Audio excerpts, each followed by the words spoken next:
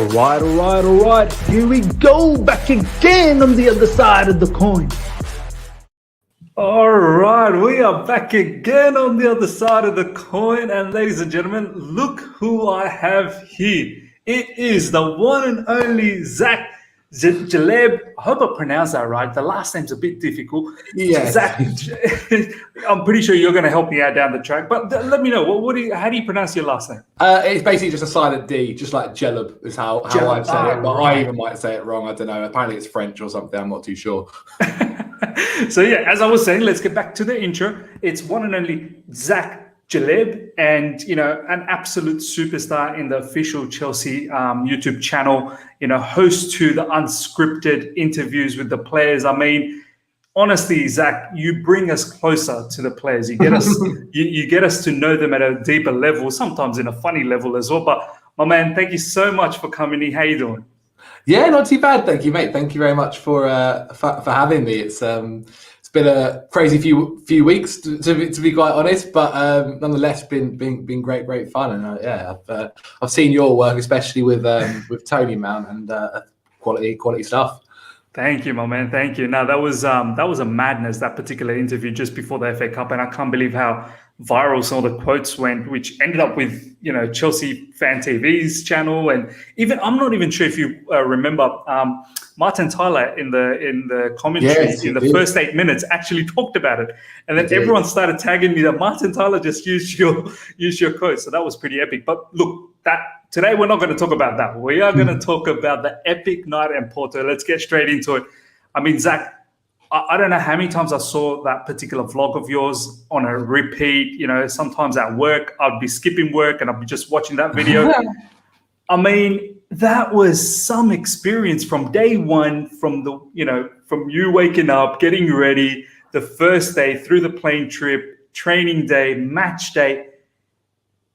Is this one of the best experiences you've had in your life? I'm pretty sure you've had some amazing ones, but where does this rank? Yeah, probably number one. I'm not married yet. I don't have kids, so it's a pretty easy one to say.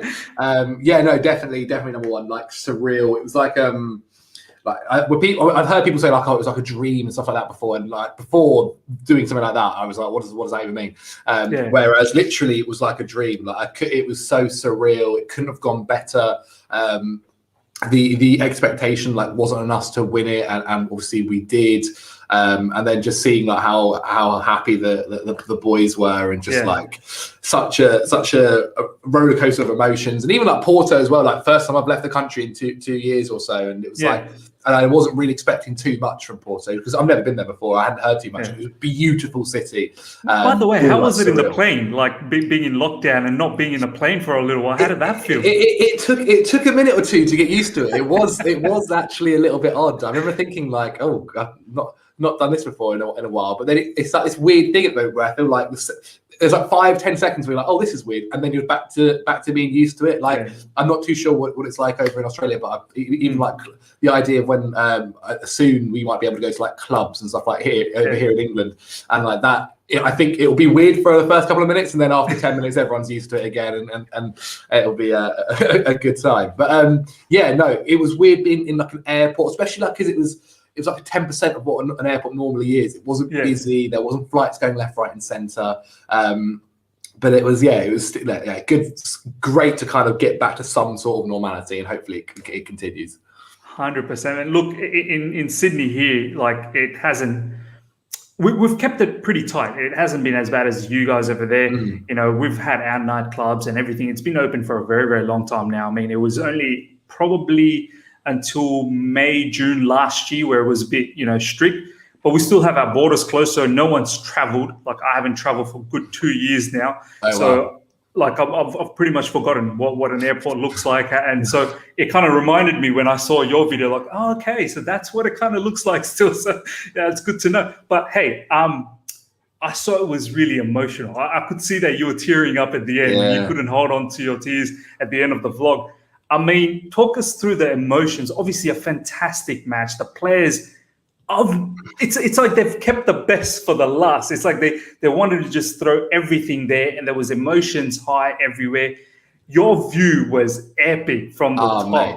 What was it all like? The emotions and everything. Yeah, as I said, like, I'll probably keep saying it, but like surreal is the best word I can use to describe it all. I mean, I went there. Obviously, we'd seen the FA Cup match. You know, hasn't been a success. Yeah. The Aston Villa game, you know, it wasn't great. And so I went there like obviously wanting us to win, but it was just like not necessarily something that I was maybe expecting. Like I obviously wanted it to happen, and so. When it happened, it just didn't compute. I was like, we've just won the Champions League. And I don't know whether it was like there was more of a kind of a storyline to 2012 or whatever it was, or the fact that I watched it from home. I'm not too sure. I don't think even I could realize in my head that I was actually at a Champions League final watching the team I supported since I was a kid go on to win it. I don't know if it just couldn't compute. Crazy, huh? It's crazy. Exactly. And then like I'm also at the same time thinking like, okay, I've got to go run and do, you know, a show for Chelsea TV or make sure I'm recording this for the because you still have a job to do. Exactly. And so yeah, it was like so surreal, and just like because I was in the media bit where like the commentators are the people that are writing the match reports, all that kind of stuff, and so like I'm going mental and I'm looking around, I'm going, no one else is like doing anything. I was like, am I allowed to be shouting? I was like, I don't quite know what's happening here, but I continued anyway. But it was like so cool to even just like see the fans back in the stadium. Like it was the first football game I've been to, got in over about 2 years or so, the same time frame. So it was like I think that was a bit weird as well. And then obviously the Champions League final, fans being there, like the fans were unreal. They were so good. Yeah. And so like it all just kind of. It was all just there was like so many different things happening at once that I think just near the end I was a bit like what's happening. I couldn't get my head around it. No, it kind of felt like that as well because I saw when Kai Havertz scored. I mean, the whole place was electric, but I could see you had to sort of keep it a bit low key because everyone's sort of around. They're not really jumping up and down, and I'm like, man, this man really wants to jump high and up and celebrate, but it feels like it was a bit subdued, but you still celebrated. I mean. First of all, shout out to the live chat. Thank you so much for joining. Please smash the like button.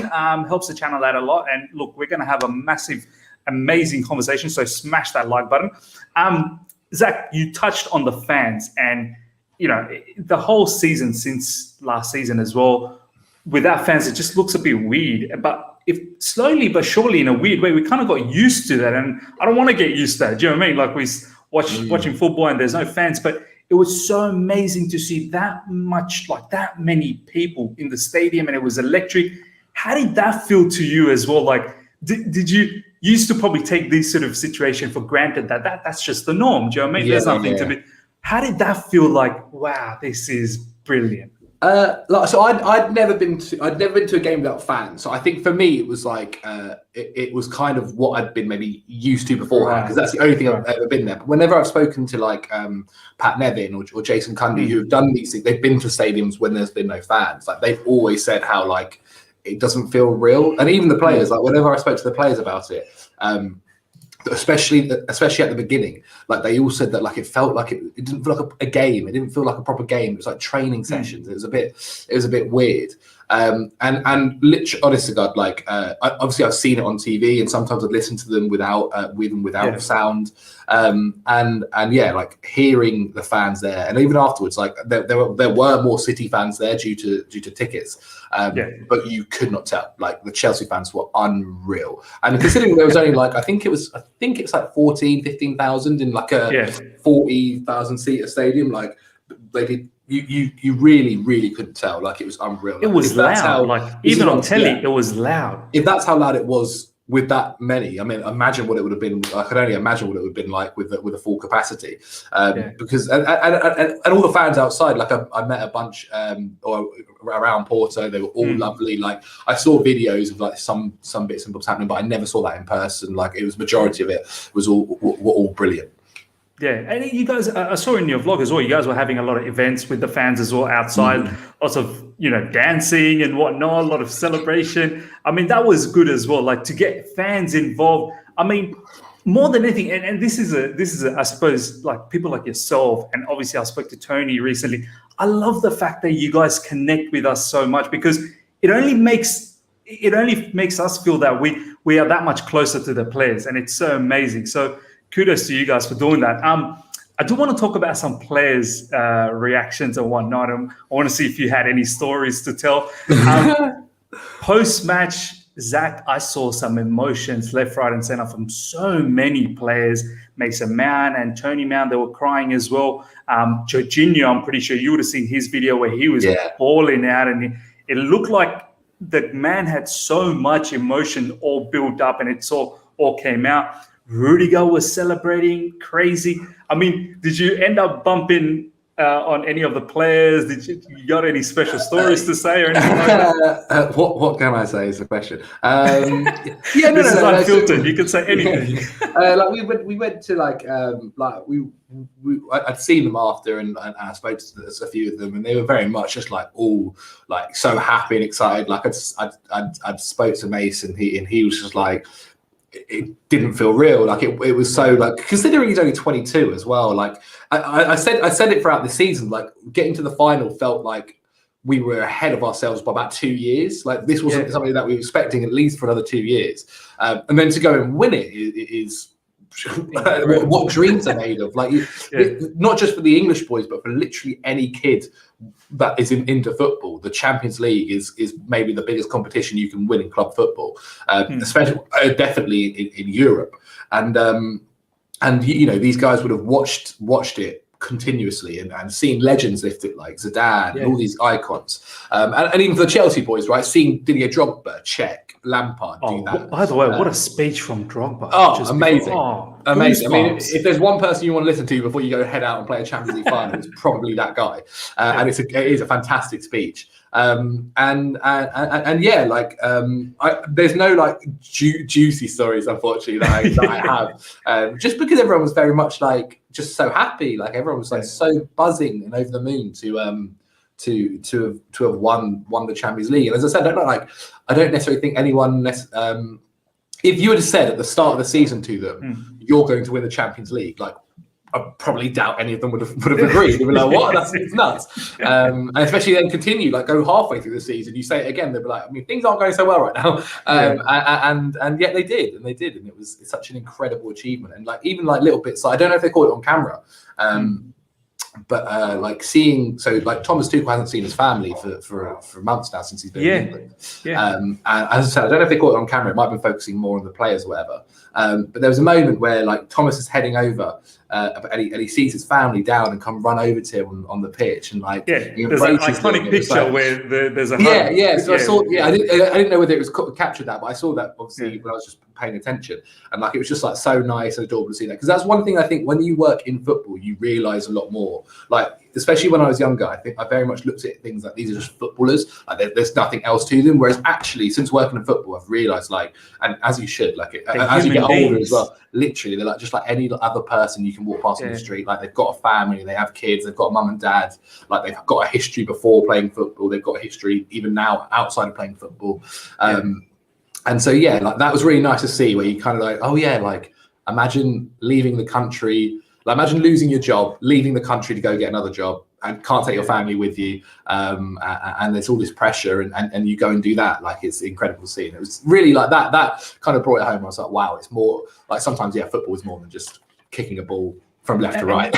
And you know what, Zac, it's so important that you've said that, and I've been trying to sort of drum that beat for a while now, that sometimes in social media you would have seen, like, you know, the way fans react to some of the players and the slanders, and we forget the fact that they're human beings. Like, you know what I mean? You can't be treating them like some sort of commodity that you can just throw and pick up whenever you want. Like, as you said, like, I can't put into words even more. So especially as well, like since like interviewing them and meeting them, like they're all, I literally have not one, and I would be honest, I really would, but like I literally have not one bad thing to say about any of them. Every time I've ever done anything with them, they've always been a pleasure. Like I remember before the one I did with Timo Werner, I was wondering like, he's obviously not going through the best season. You know, it might be a bit tough to get him to answer certain questions. Same with Jorginho, like he was getting a bit of stick from the fan base, and did it, and they were both absolutely lovely. They were an absolute pleasure to work with. Like messaged me afterwards, like, "Oh, great interview! Like, I really enjoyed that." And even with like Timo, like we were just chatting about like Fortnite and Twitch, and like what you get on Deliveroo or your Uber Eats, and like, like this kind of stuff, which is like normally not something you would talk about, and like you wonder whether they'll be open enough to say that kind of stuff, and they weren't. And Zac, these players, they do see these things online, right? It's not like they're oblivious to it. They see all of that. Like, they all have Instagram, they all have Twitter. Like, they will go, like, maybe they won't be on it as much as say me or you are, or because that's what we do. But like, they will definitely check this stuff out. And the other bit is, if they're not seeing it, their family might see it, their friends might see it, right? And I think people kind of forget that, like, these guys, as we just said, like, are just normal guys, and there's a difference between having a criticism, which I think is fair enough. Like, if you think something, that didn't go well, and then there's a difference between that and just pure hatred, which sometimes I think seems to go along that line sometimes. And like, people make mistakes in any aspect of life. But if you do it on a football pitch and it leads to a goal, it becomes the worst thing that's ever happened in the history of that guy's life or the club. And it's like, you move on, like you have to move on. And it doesn't help. They're not going to get better if you're constantly reminding them, like, you did that bad thing, you did that bad thing, you did that bad thing. They just won the Champions League now, so I doubt you're mentioning it now, isn't it? Well, exactly. I mean, not that many people are mentioning the fact that Timo Werner, seriously, in the first 15 minutes probably could have put 2 away, but luckily we've won, and no one really wants to talk about that. But then no one wants to then speak about like the run he makes is unbelievable to get the space for Havertz. Like, people pick and choose their moments, and that's just like football Twitter in general. And I mean, I have my own qualms with football Twitter, but yeah, it can be a bit of a cesspit at times. 100% agreed, man. Did you bump into any of the elites, the legends from 2012 at all that night? I mean, I know Joe Cole wasn't part of the 2012, but I know Joe Cole was there. But was any of the other boys? I can't remember if they showed anyone. I think if it wasn't for COVID, I think a lot more of them would have been there. I think because of COVID, it wasn't easy. I know Cech was there. Obviously, he's the performance technical director, and I didn't get to say her. Like, the way I kind of like go about things, I'm not a big fan of kind of like going up and being like, "You're right, how you doing?" I really like. I'm not like that. I find it a bit for me personally. I find it a bit cringe. I can't do that. There's nothing. I got nothing against people that do it. But just the way I kind of go about it. They wouldn't care if you did it though. Like, they would know who you are. I know. But it's just about personally. It's how I've always been. It's how I've always been. And so I know Cech was there. And as you said, I think Joe was there with BT, Joe Cole, and I've done stuff with Joe Cole before, and he's absolutely pleasure. But I know a few of them were there. I think if it wasn't for COVID, I think a lot more would have been there. But I think it was difficult if you realistically, like, if you weren't in the club, like as a like Cech's job or working for a company, then it was probably difficult to get there. There might have been a few others with other TV networks I didn't necessarily see, because as I said, like, it very much was, once I got into the stadium, it was just like, here, get here, like, game kicks off, game finishes, win it, go shoot again over here. Like, there wasn't really time to go maybe like stop or chat and say hello to people. But it was. I'm trying to think if there was someone. So Carlo Cudicini was there. Carlo Cudicini was there. I was with him at the fan zone again. I feel like I keep saying it, but yeah, lovely, like, pleasure, absolute pleasure. Like, answered so many fans' questions. Billy Gilmore's mum and dad were there. I spoke to them for a little bit. They were at the fan zone. He's a Champions League winner, Billy Gilmore. He's again a real lovely boy. I don't know if you watched the Chelsea video that they put out yesterday with him. Like, quality. If you haven't, check it out. It's called the part of the Pride series. Really good guy. Good head on his shoulders as well. And his mum and dad are you understand where he gets it from. Like, they were just so buzzing for him. And as you would, like, imagine your 19-year-old son is in a Champions League final and then wins it. Like, it's a crazy experience. And they gave so much as well, because obviously he left Scotland when he was like 16 to come down here without his family. So they've all given up so much. I feel like obviously Pat Nevin was there, icon of the game. I feel like I might be missing someone, but if I am, I'm so sorry. But it was good. It was also good as well. Like, I don't necessarily think it's probably, and I understand why, but like even like the Chelsea like team in terms of the media staff and all the people that were there for Chelsea were also like were great. Like the whole couple of days for Chelsea in terms of not just from the players but from the staff was perfect. Everyone, I think, absolutely smashed it. Nah, amazing. Did you guys get to party with the players at the end, or did you guys have a separate party? We'd said hello. We'd said hello. I don't know about certain rulings or whatever, but fair enough. We'd said hello. Yeah, that level. I'm not too sure what I can say about that. No, that's absolutely fine, my man. Didn't get back to the hotel for 7, and I think the coach left at 10, and I woke up at 10:15. So that was good fun getting back home. I'll tell you that. That's amazing. Now, obviously, there were some really, really good stories post. The next morning, Alex Goldbeck, as you know, from Chelsea community, he caught up with Tony Mann, and he was saying how he's bumped onto many, players. And I love that Tony. I love the fact Tony's out there constantly. I think it's brilliant. I love his social media profile. I love how happy he is with his son. Like, it's so. So honestly, I've never personally spoke to him, or I never had the chance to properly have a conversation with him. But yeah, he's an absolute legend. I spoke to his brother as well. His brother, I think, is his brother. Yeah, or brother-in-law. I think it was his brother. Yeah. Lovely. Again, just like Billy, you understand where they all get it from. Especially these young UK boys. The same with Tammy, Callum, Reeves. They're all from such great families that have taught them so much, and they're all so respectful, every single one of them. No, 100%, man. Hey, before we move on to the next segment of things, what were you doing in 2012? Do you even remember the 2012, the night in Munich? What was that like? I was still in school. I would have been 14, 13, and so for me, I was over 13. Yeah, 14, I think. And so I remember watching it at, just at home because it was 8 o'clock at night on a.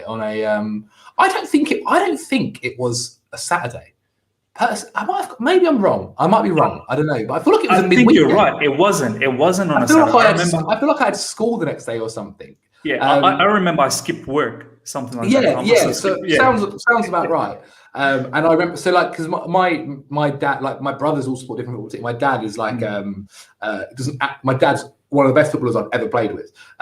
He was pro in France or whatever. Long story short, he doesn't. He's Algerian. He doesn't really support an English team. And so I was gonna say that last name. That has an Algerian touch to it, doesn't it? Exactly that. Yeah, that's half Algerian. Mum's from London. But and so my connection to Chelsea isn't through blood. It's through just loving the players like Frank Lampard and John Terry. I absolutely loved them. I'm a defender myself. Defender, I could do a job in midfield if needed myself. And those two at the time, when I was 5 years old, were the guys. And so I was just in love with them.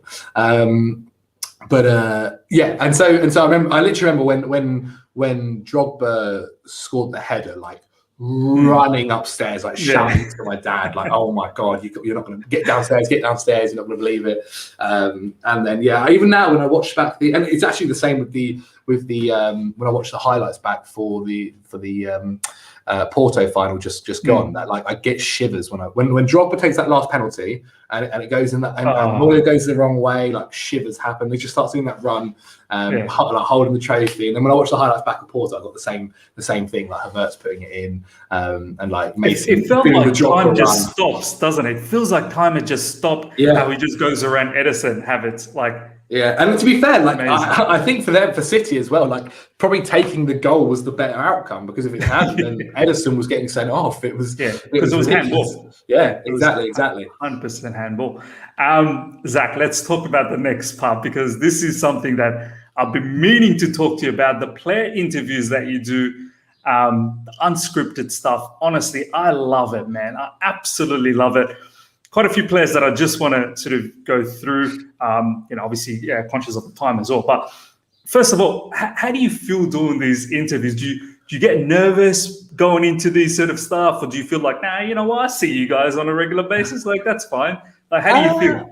I think maybe the first one I did, which was actually Billy and Mark Gehi, back the first ever one I did back in 2019.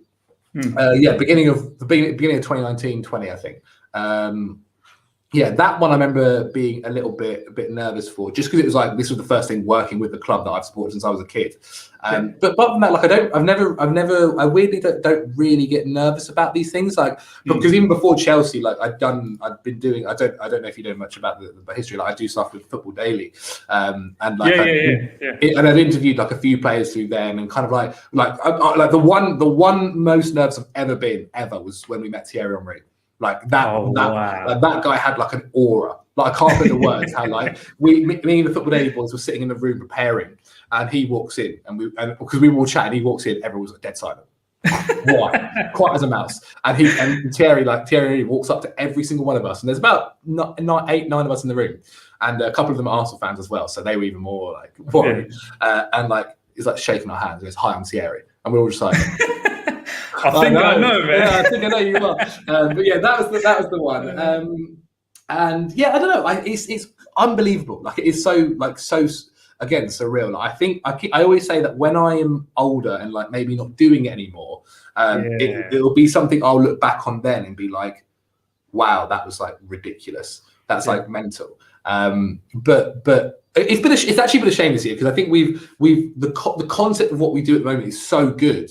But because of COVID, we've not been able to do it in person, and like even like this at times, like you'll understand that like, doing stuff over Zoom and over like over webcam, like you lose that a certain that extra touch. Yeah, exactly. Like even like things, but it's just like being able to like I don't know, barge each other or like whatever. Like if someone's made a joke, like fist pump or something exactly, like that. Things like this where and like just having like technical difficulties over Zoom and like maybe being rushed to maybe do something, whereas in person like it's so like an in-person interview will always be better than Zoom.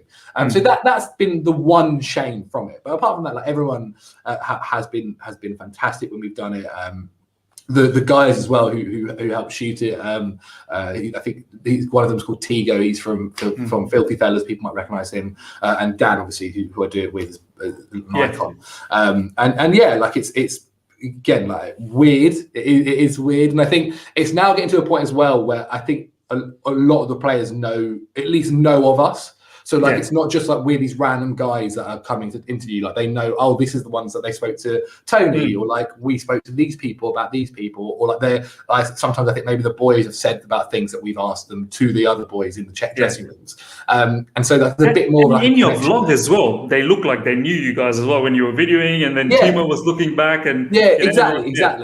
And they do like they get on like they remember us, like as I said, even when I speak to Mason or Georgie, whoever it is, like they know who we are, and like they were always like they were as like insignificant as it says, but like they remember your name and like they recall conversations that you've had, and it's really, really good. Like even like we hadn't done one with Ben Chilwell this year. But Ben after I'd literally gone past, I was like, oh, congratulations, obviously winning on the Champions League. He was like, oh mate, pleasure to meet you. Like, oh, I've seen the stuff. Like, hopefully next season we do something. I was like, oh, amazing. Which is like weird to think about. But like, yeah, unreal. I'm real. And all the players as well, they're always like so willing to do the questions. Like no one's ever been like, don't want to do this question. What is this? Everyone's always been absolutely fine with it. You know what the crazy part is, that we think that, we must be so insignificant. They probably don't even know. But we forget the fact that, as we said, they're human beings. They know us. They see us. I'm sure they would have seen your interviews with all the other players, like Ben Chilwell. He would have seen it. Do you know what I mean? So then when he sees you, he goes, oh, I know even that part person. of me, like as sad as it sounds, even part of me is like, if Chelsea put it up on their Instagram story, I'm looking like who's liked it. I'm like, which players like this? So I know that they've seen it, and I can maybe bring it up later on. It's sad. It's probably you've seen me, but like, but yeah, it's something I do. No, 100, man. I want to talk about a few players that you've interviewed. So, and I may be a bit biased because I'm emotionally attached with some of these players, right? One in particular, I look, I just turned. By the way, I turned 36 on 29th of May. It was Champions League wow. final. So yeah, Would I've not got be the able to Kai tell that Havertz at shirt. Kai Havertz shirt on number 29. Kai Havertz scored 29, and then obviously on the 29th of May. So I generally don't get emotionally attached with any players. Like I'm older now. Do you know what I mean? I'm mature, but. Couple of players that I've really got very emotionally attached to is Hakim Ziyech. Like literally when we signed him and the video that Ajax made for him and how his mother was giving the speech and how he was crying. I swear to you, I was in tears looking at that thinking, man, when you have your mum's blessing like that, you ain't failing in nothing in life. Do you know what I mean? Yeah. So first of all, I want to talk to you about the interview you guys did with Hakim Ziyech. That was incredible. I felt like the way I know talking about Henry, that's a different level, the aura that he has.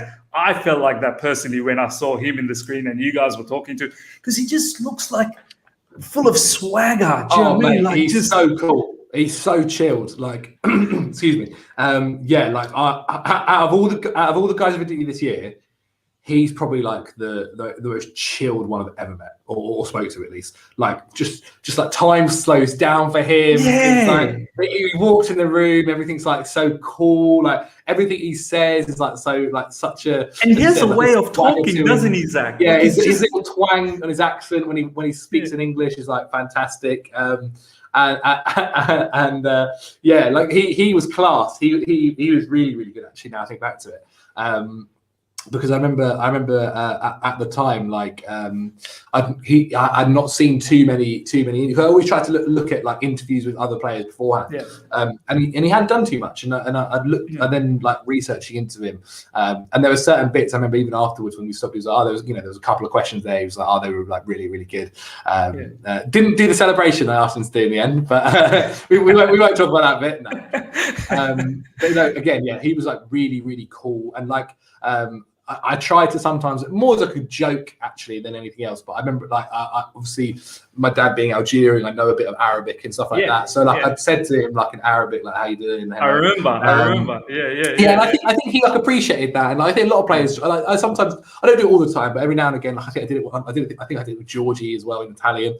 Like it's literally me before the shoot being like how to say hello, how are you in Italian. But with Arabic, I know a bit of Arabic, so I didn't need to do that one. But I think I think maybe like took a bit by surprise and was like, like this is he at least cares or appreciates. And like speaking to him about Morocco as well, like you could tell his passionate. He's really passionate about Morocco because he was I don't think he was born there. Was he born there? Can't quite remember. But like, obviously, he's been in the Netherlands since a young age. And so, like, sometimes you would expect, maybe like he'd be attached to the Netherlands. But no, like he was so passionate about Morocco and kind of like their upcoming future and him essentially kind of being like their star boy, their star man for them.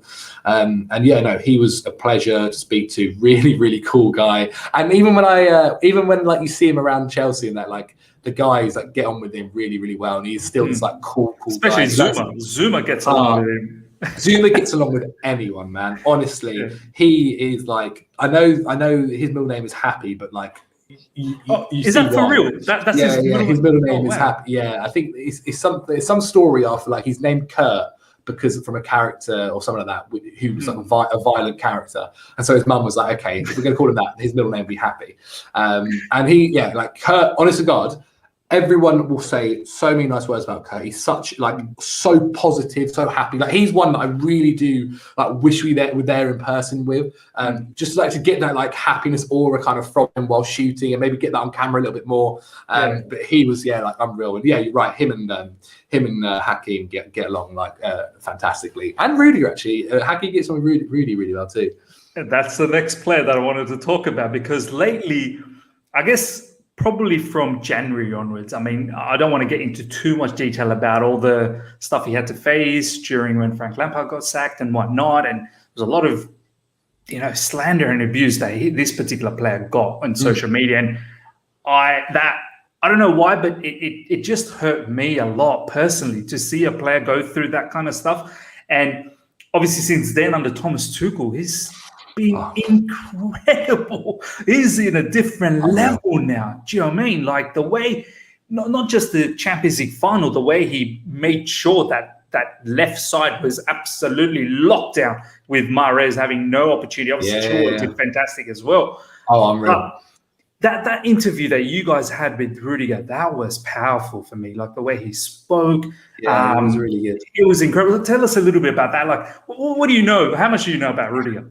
Yeah, he was actually one of the players that I would have loved, because he was the last interview we did before going out to the final. Yeah. And I actually I didn't get to say hello to him when he was out there, because obviously before that it was all talking about the final, and I wanted to just be like, oh, like, you did it. After saying all that stuff, you did it, which is nuts. But yeah, he's like, throughout the whole year, a year and a bit actually, anytime we'd ever spoken to any player about things like who was the loudest in the dressing room, who was the funniest, who was the entertainer, who was like the guy that will put an arm around you, they always said Antonio. They always said Antonio Rudiger.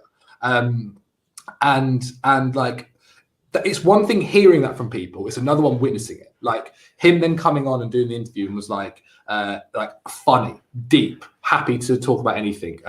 You saw like the leadership qualities. Like we spoke to him about the was it Daniel Amati and the flag. And I openly was like, look, wasn't necessarily, it was about respect and like this and like happily talking about it and showing his leadership qualities.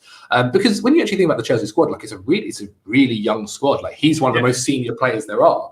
And as you said, like he's gone through so many ups and downs, not just in his life, but in Chelsea. And then winning the Champions League and then having a kid like 3 days later. I'm sure it's like unreal for him. But yeah, he was such an icon to speak to. Went so well the interview. Like it was, as I said, we were talking all about the Champions League final and like how the whole preparation, exactly, and all the of preparation. That. Even for him, he was like, look, I'd never even imagined getting to this opportunity, let alone like winning it. And for him, you see it. I think you saw it at the full-time whistle, where it was like everyone was like, when they were celebrating, he was kind of the guy that was like, pumping everyone up. The first one to run over to the fans. Like he was the first one running over there. Like how much respect he has for them.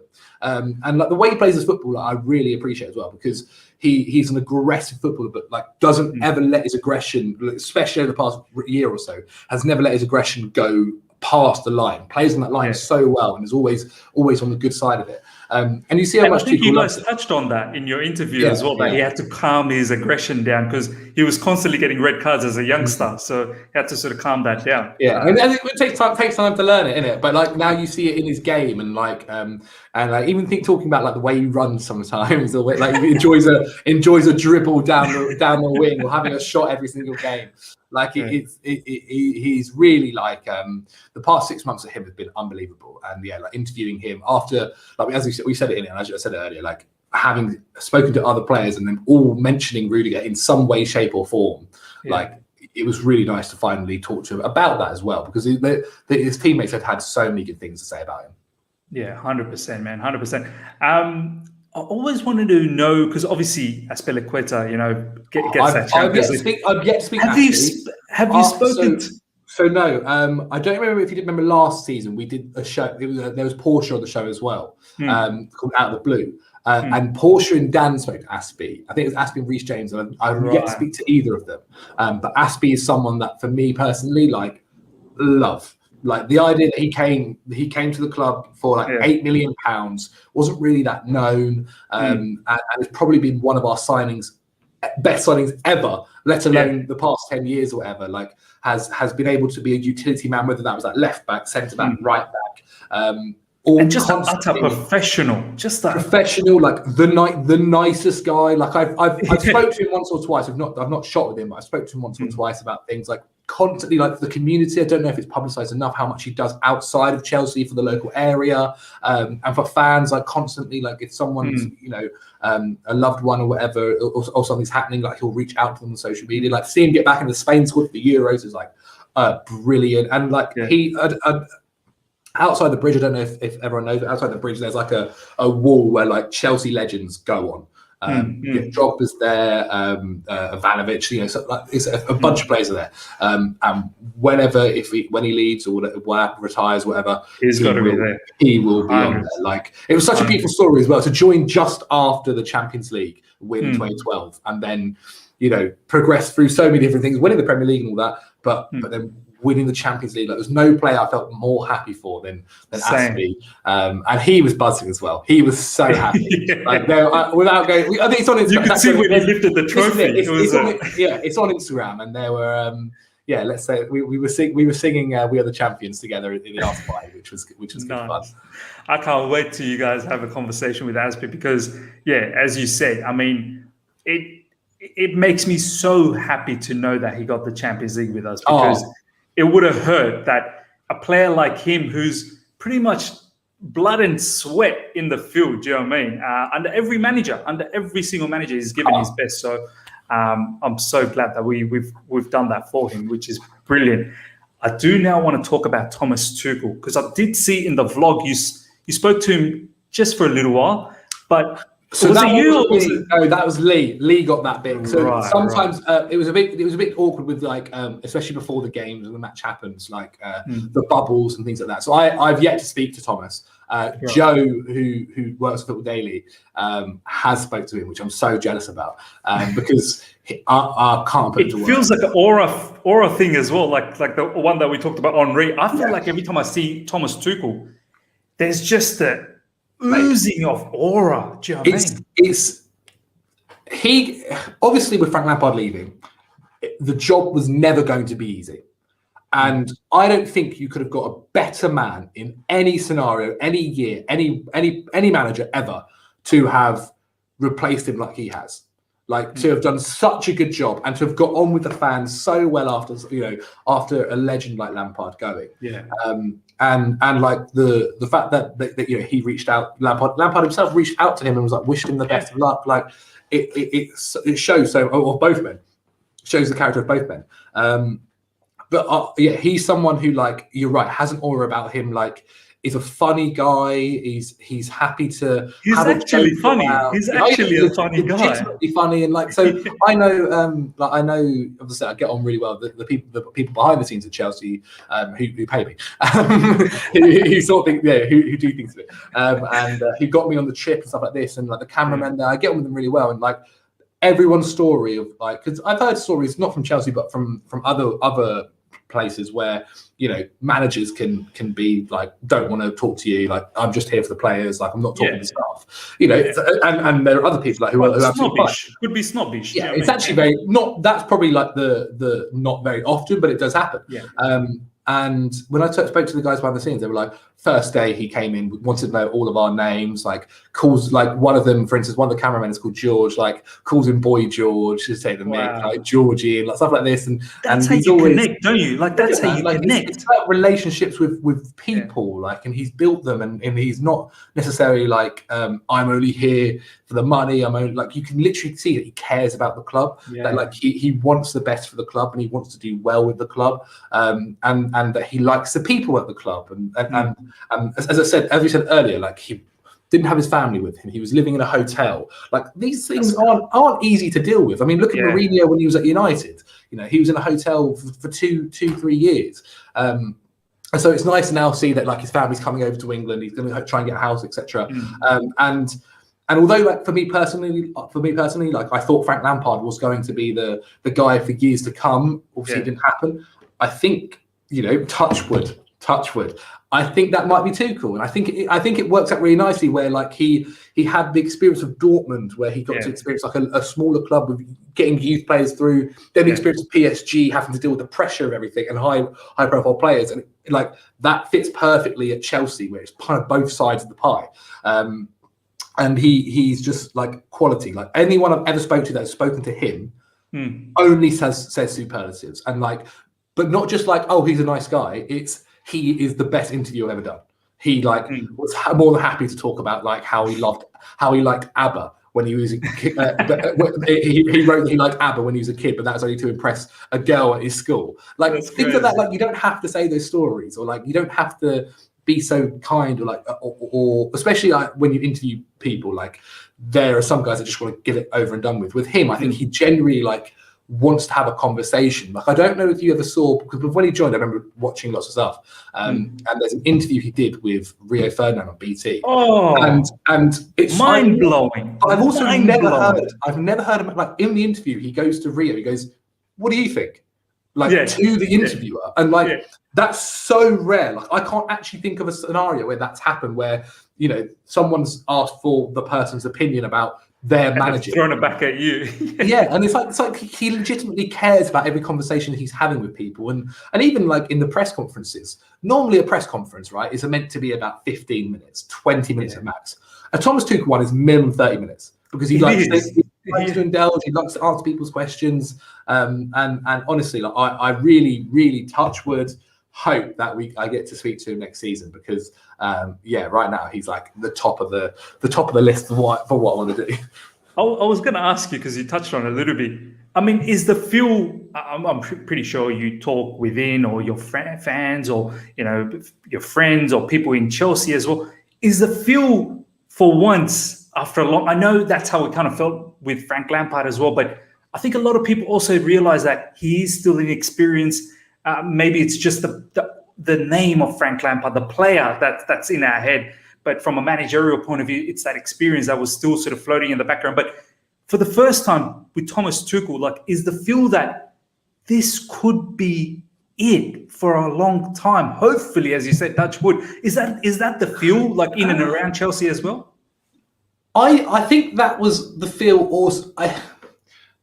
I think it's tough, because I don't think a lot of them. I don't think many people know. Like, at any club, you have no idea what the board's thinking.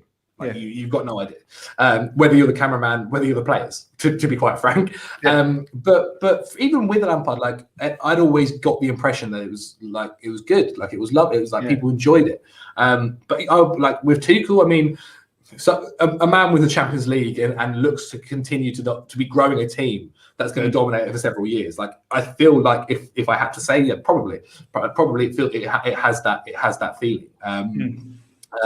And just like he like cares, which is the big one, I think, at the moment. Like, and that's not me saying Frank didn't. I think Frank cared more than anyone there possibly was. Frank cared. Yeah, exactly. But like, I didn't expect Thomas to get it so quickly. I didn't expect him to understand what it was about, and like the fans and you know, wanting to see certain players, or like seeing you know, getting what was Chelsea, or what is Chelsea Football Club. But he does, and he did, and he continues to. Like, I'm sure he'll enjoy a summer where he gets to, you know, go and find a house, get his family over to the UK, and maybe relax now because it would have been a hectic 6 months for him, or 5 months 100%. For him. Like, I couldn't imagine it. Like, imagine having to deal with all that. So I'm sure he'll appreciate being able to relax now. And as I said, like, I think we will hopefully have him for a few years to come, because the squad's what's crazy. The squad's only going to get better, and we already look really, really good. Exactly, and there's been some big objectives for him, right? And he had to just come in and get the job done, get to top 4. There was the FA Cup final, obviously Champions League final. So you're right. I mean, it's just an incredible situation that he was in. Once again, great segue into the next final bit of question. It's somehow it seems like you know exactly where my conversation is going to go. That's because you're an interview champion. That's probably why. Thank you. Next season, Zac, I mean, obviously we've done a madness this season. We got to top 4 from wherever we were. I mean, look, thanks to Spurs at the end of the day, they did us a bit of a favor, but like, you know, we did still get to that situation for us to be there. FA Cup was a bit of a bummer, you know, wish we did win that, but hopefully we get that next season. The Champions League, obviously, unbelievable moment. We'll never, ever forget that. It's forever etched in our memories, right? But next season, Zac, like you did touch on, and I know I want you to now, whether you're able to talk about all this or not, that's totally up to you. But from a fan's perspective, you said that the team is already in such a brilliant sort of situation. We've got high caliber, you know, talents. And you said that, you know, it's only going to get better, obviously, with the existing team. A couple of questions I've got to ask you. where do you think next season are we going to be genuinely, sort of challenging for the Premier League title? And also, from a fan's perspective, if there was a player that you would want to see at Chelsea, who might that be? Whether you can answer that or not, that's up to you. I can answer it. Okay, no, first, I think, yeah, we're gonna be challenging for the Premier League title. We have to. I mean, you can't win the Champions League and not. I think there's two things that we're gonna have to do is challenge domestically and also challenge champions in Europe. I think the one thing we've got to go again in Champions League. Exactly, 100%. I think if you think about 2012 was great because we won the Champions League. Yeah. The next season wasn't so good. And even that season domestically, it wasn't so good. This technically it was even better because we won the Champions League and we finished fourth. Whereas last year it was like 8th, I think, or 2012. Yeah, 2012. I think it was 8. Yeah, it was like 8 or something like that. It wasn't great. Yeah. It wasn't great. And so I think next season is battling the whole season to try and win the league. I don't think personally we can let what happened this year where City went so far ahead and the year before when Liverpool went so far ahead. We need to try and challenge. I'm not saying to win it. I'm not saying to win it, but we need to challenge week on week. You've got to be close. Yeah. Exactly. If we lose it by 4 points, by 6 points, whatever, then sure. But battling until maybe the last 2 weeks, whatever, and trying to win it is my expectation. Top 2, top 3 is what I'm expecting, but close. I expect us to probably get to the FA Cup final again. I think I would not be surprised. We need to that's one thing that I would not be surprised that the boys would have realised is obviously we lost the 2 FA Cups in a row.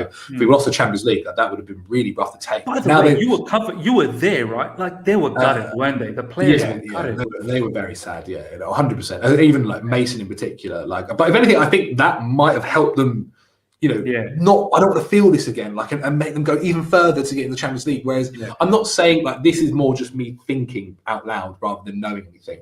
But maybe City hadn't experienced failure or something like that in a while, and so maybe psychologically didn't want it as much. Again, I just chatting rubbish rather than. No, you know what? No, it makes sense. It makes sense. All of these things. I said to the desire, right? The desire, right? Exactly.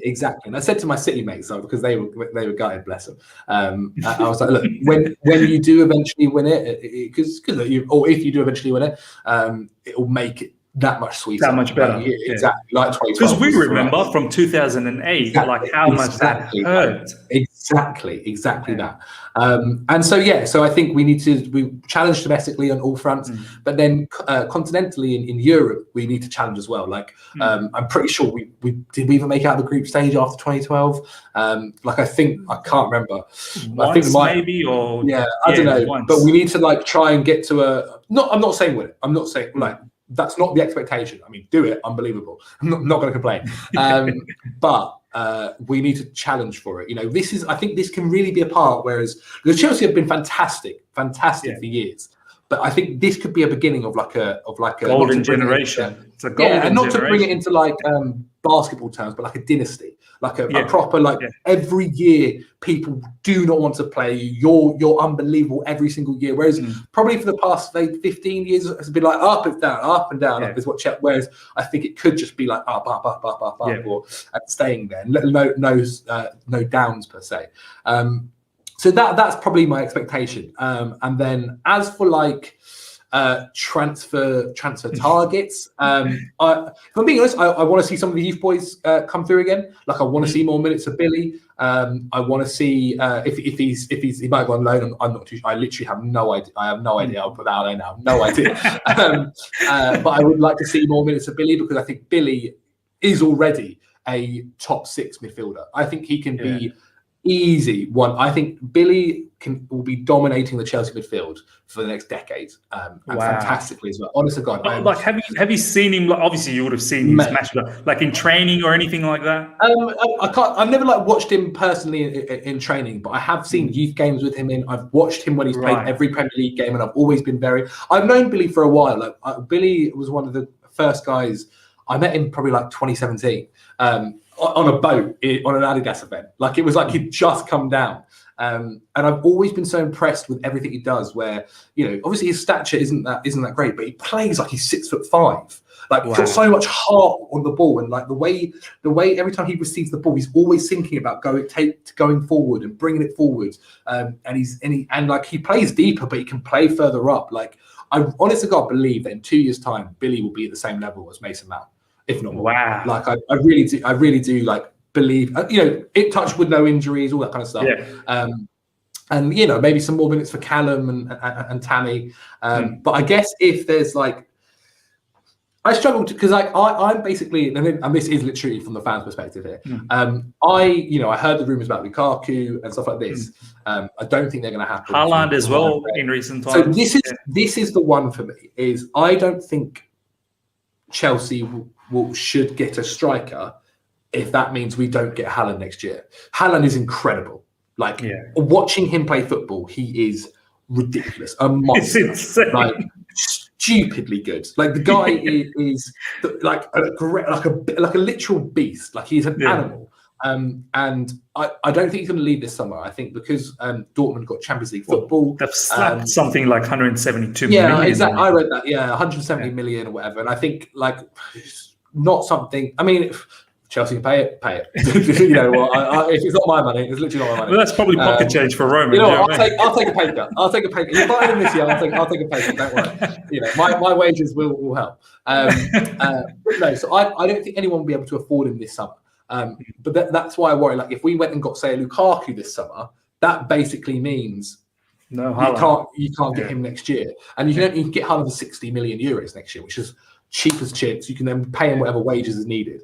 And so that's where I'm like, look, I think we've got Olivier Giroud. He signed a new contract. We've got Tammy Abraham. Kai can do it. Timo plays there as well. And I think a proper pre-season with Tuchel and maybe he moves to a 4 at the back. I don't know, because that is one thing we need to do. We do need to become more clinical. And so I think, look, start talking to Dortmund about next year, get everything you can do and get him ready for the summer of 2022.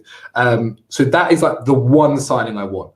Dream signings, like I could talk about Kylian Mbappe, I could talk about Harry Kane, but they're just not going to happen. Like Harry Kane isn't going to come to us. By the way, just quickly on that, Zach, because that's an interesting topic that I've been trying to sort of tell the fellow Spurs fans out there that we are not your rivals. We're really not. We've got 2 European titles. Oh, mate. Plethora of, Premier League. They're not our rivals. Do you know what I mean? Just you say that. Harry Kane. You say that, but they do not like us. Even like, at least with Arsenal, right? We on a board level can deal with Arsenal. So we've had players from there. Yeah, exactly. Like, name me the last transfer we did with Spurs. That wasn't a free. Like, I do not remember at all. I can not remember. It wasn't this century. That's for sure. So yeah, I just don't think it will happen. And even if it did, we'd have to pay we'd have to double the price of whatever someone else was willing to pay just for them to give them to us. And even then, I don't know whether he would join. So like otherwise, like I'm not too sure. Like I don't know, because I think we have so many talented players. And I just think another year. Haaland's the big one. Haaland's the big one. Haaland is the big one, the huge one, absolutely massive. I would maybe also say, like, I've seen the links to Jadon Sancho. Like, I wouldn't say no. I honestly wouldn't say no. I think he's fantastic winger. Man United fans are apparently saying that they've got him done. Do you know what I mean? They think that it's done. Yeah, I personally also think United's there. The other one, just give us Dortmund, is what I'm saying, because the other guy who I think we do need to get won't happen this summer. I mean, maybe next summer, but if they're letting Haaland go, I doubt it. Jude Bellingham. Oh my God, I can't put into words. This kid is 17 years old. He's 17 years old. That's a good shout. Like a ridiculous midfielder. Like, there is a future in my eyes where a midfield three of like Mason, Billy, Jude, Mason. and yeah, Billy. Like, that is maybe my ideal big three. By the way, he's a fantastic player. By the way, like, he single-handedly did City in the semi-final. He should have. Like, his goal should have counted as well. Like, he is a ridiculous midfielder, and at 17 years old to be doing what he's doing, like, it is ridiculous. Like, he will probably play a good role in the Euros for England at 17, which is unheard of at times, especially to the level of this England squad and the level that he's playing at. But like, those those two are kind of the ones that I maybe in my head, like, I don't know. I've read the rumors about Donnarumma. I wouldn't say no. I don't think it will happen. Maybe just quickly about Mendy. I mean, the whole Donnarumma thing. I mean, that's one interview I want you to do next season. I'm not sure if you guys I wouldn't say have spoken to Mendy. not yet. No, I wouldn't say no at all. He'd be great. I mean, what story he has, right? Going from. Have you seen the video of him in Senegal? Loving him. They love him. Bless him. That's so nice to see as well. Like 6 years ago, this man was unemployed. Anyone can do it. Anyone can do it. You just got to have heart, which he has plenty of. And he really has been such a success story. And then maybe like, I don't know, a centre back, but even then, like, I think Martin Gehi can do a fantastic job. Like, I'm gutted that Tomori's leaving, or looks like he's leaving. If he comes back, I'll be over the moon. But yeah, I don't necessarily think transfers is actually one of our main priorities this year. I think we have everything we need. We just need to like. Well, Thomas Tuchel said that he's not getting 3 or 4 players. He's literally looking at 1 or 2 maximum. That's exactly like how I'm thinking. Yeah, exactly. And so that'll be interesting. Like maybe there might be a few players as well that leave Chelsea. Like I'm not too sure. So if that happens, maybe he needs to get someone in to replace someone like that. That's where I maybe see more transfers happening rather than like doing it anyway. More as like, okay, 1 is left, so we need to get someone in to replace that role. But yeah, look, I mean, we're gonna have to try and eventually replace Kante. Hopefully not for a couple more seasons. But that's not something to think about now whilst we've got him. So yeah, that would be me. Basically, take Dortmund's best players, put them into our squad. Pretty much just take Dortmund. I do want to ask you about one lone player, which has been in most of our hearts. I'm pretty sure the Chelsea fan base as well. And I want to know what your thoughts are. Ruben Loftus-Cheek, Zach. I mean, I feel like I want to see him come back and get something. Once again, there was a video just before this season started. There was a Ruben Loftus-Cheek video. I'm not sure if you've seen that. I think from the Chelsea YouTube channel as well. Like it was a whole thing about Ruben Loftus-Cheek, how from his injuries and what. That was heart-touching, man. This is one of the saddest things about football is that, like, you could be the best footballer in the world, but an injury can screw you over. And that is kind of what it's been for Ruben. Like, every time he's just about to get to that level, his Achilles gone.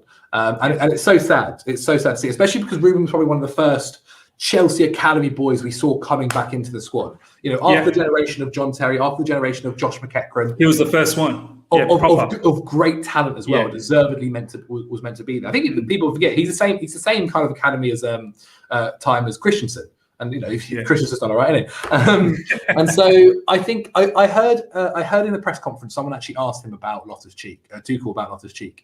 And Tuchel said like, I know about him. I've seen him when I was in Germany. I'm going to take him in for pre-season. See where he's at then and go from there, which is the best way. Like, you want to, rather than having maybe decisions already made for him, he's going to make the decision himself, and that's deservedly so. It's not going to be easy. But a fully fit Ruben Loftus-Cheek who's performing on firing all cylinders, I think can do a job. Can definitely do well. Whether that's Sarri season, Zach. That's Sarri season, and it's so sad because like you think if we didn't play that friendly, would that have happened? But you know, that's the world. Like there are lots of ifs and buts, but we've just got to deal with what's the absolutes. So yeah, like, I hope it goes well for him. And we'll just have to see. Like, get some training in. Like, maybe turn up. I don't know how it works, but like, maybe turn up a week earlier for pre-season. I don't know how it works, but I'm pretty sure whatever happens, he'll be happy.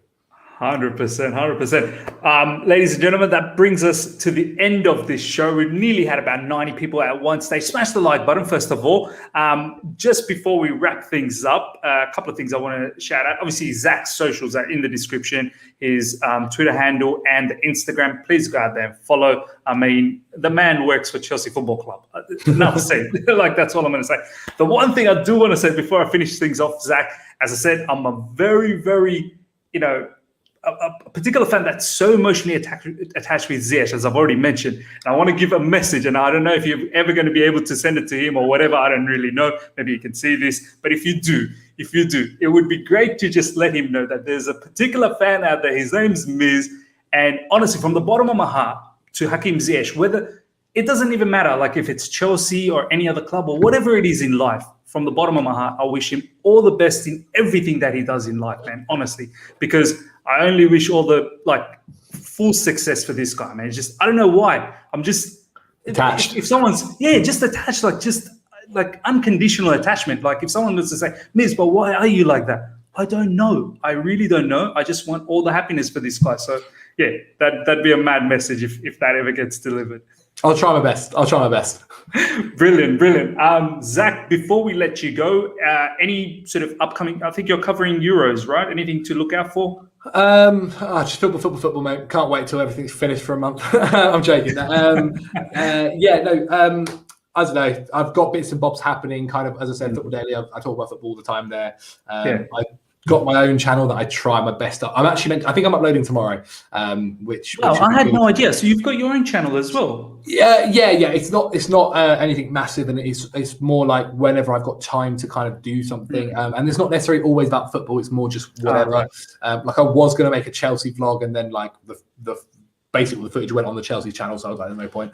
But I do this kind of like talk show, kind of like podcasting, kind of like taking the mick with friends and YouTubers. I'm hoping to just done one with the Football Daily Boys that'll go live tomorrow, hopefully. And I think I'm hoping to get Ben Foster and Harry Panera next. Oh wow! DM me the link for your channel because I'll put it in the description so that everyone can at least see that. But yeah, Zac, my man, thank you so much for your time, for taking out time off your day and being here. And it's a pleasure. Hopefully, I get to see you maybe once again next season sometime. Sure. Once the season starts. But yeah, everyone, once again, smash the like button. If you're here for the first time, subscribe. And hope you guys all enjoyed this. Until next time, everyone. See ya.